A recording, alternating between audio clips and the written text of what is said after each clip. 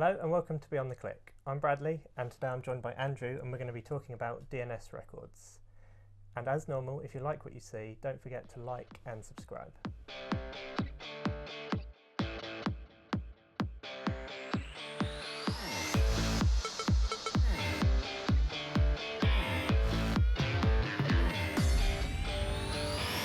So Andrew, what are DNS records?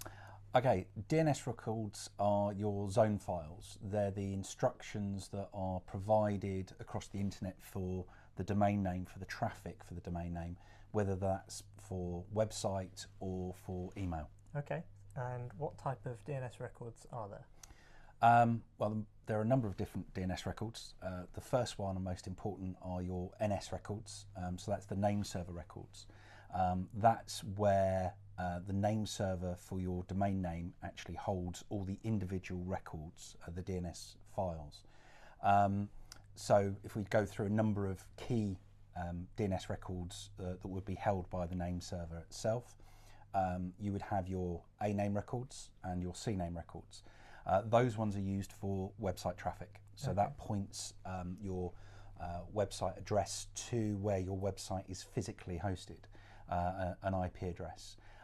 You've also then got MX records and SPF records. Now, those ones are for your email. So that's where you are pointing to where your email is actually handled. Your MX records are actually the pointing.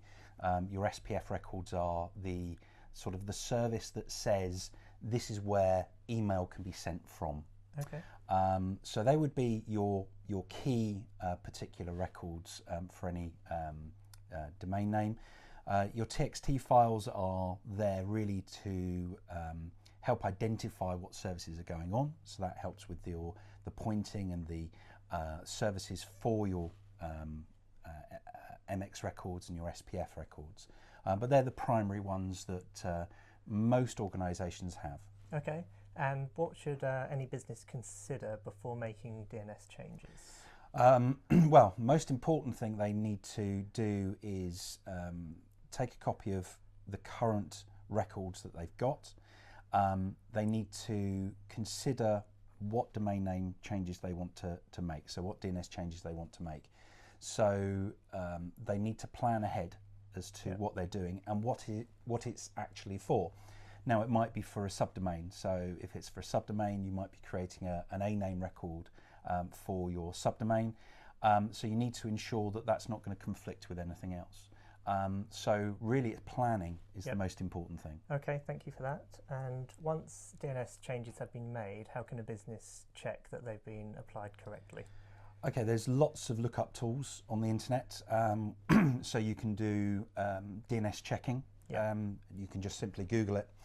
But the most important thing is understand what it is you're trying to achieve and then test it yourself. So you test it on a Google browser, you might test it on a Firefox browser, you might test it on Edge, but continually test it.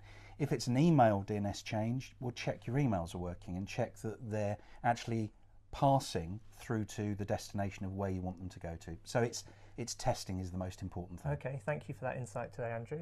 Hope you enjoyed watching and we'll see you again soon.